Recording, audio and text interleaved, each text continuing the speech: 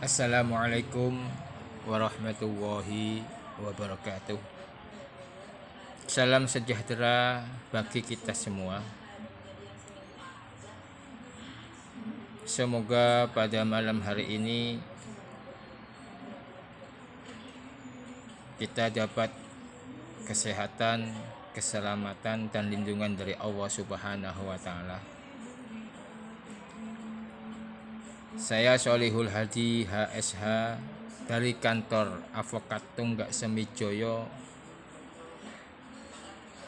Sangat senang sekali kita bisa berjumpa lagi dengan saya, advokat atau pengacara dari Jawa Timur.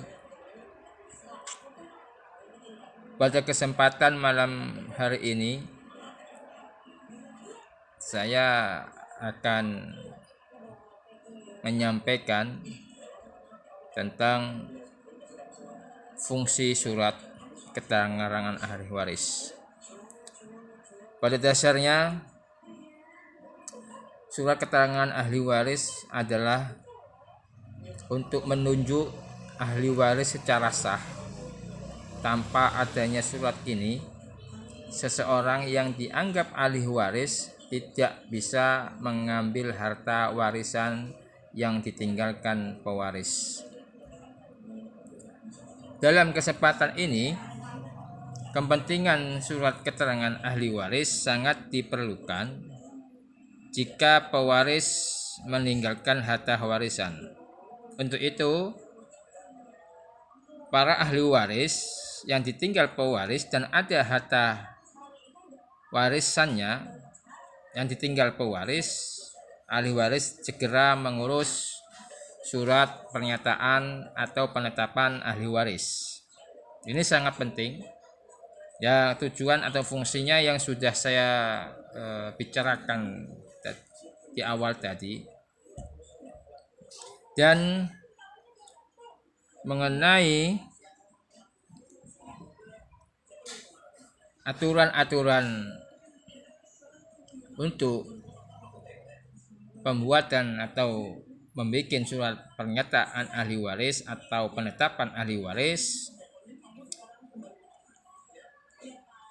diatur dalam pasal 49 huruf B Undang-Undang Nomor 3 Tahun 2006 tentang perubahan atas Undang-Undang Nomor 7 Tahun 1989 tentang peradilan agama.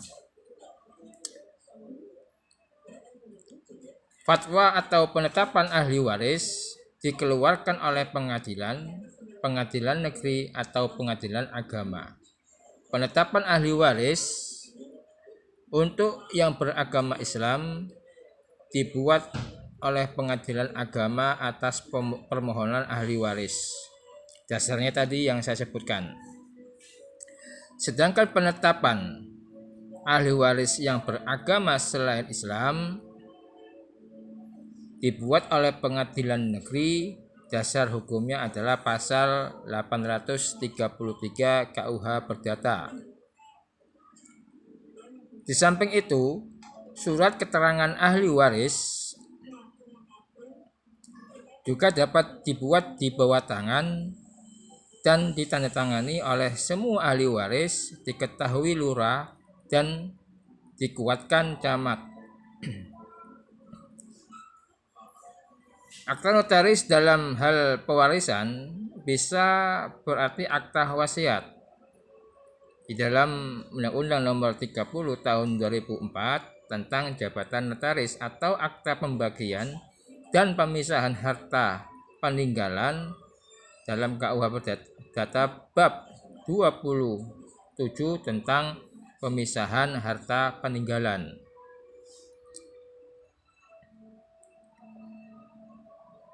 Selain itu, dalam hal pewarisan, notaris juga membuat surat keterangan waris yang merupakan akta di bawah tangan dan bukan merupakan akta notaris.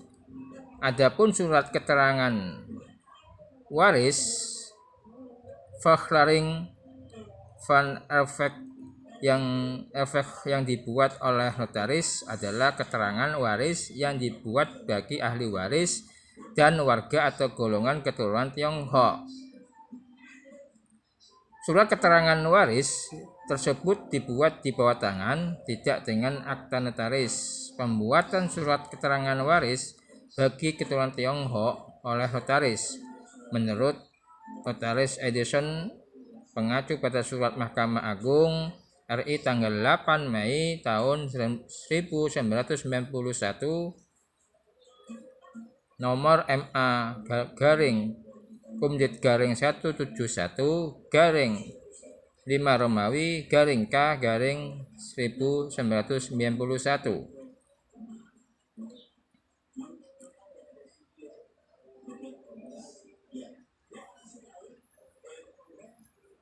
Golongan keturunan Eropa Barat dibuat oleh notaris.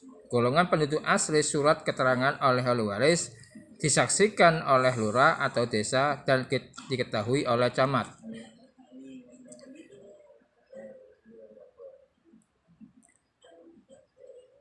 Ini perlu diketahui oleh semua masyarakat.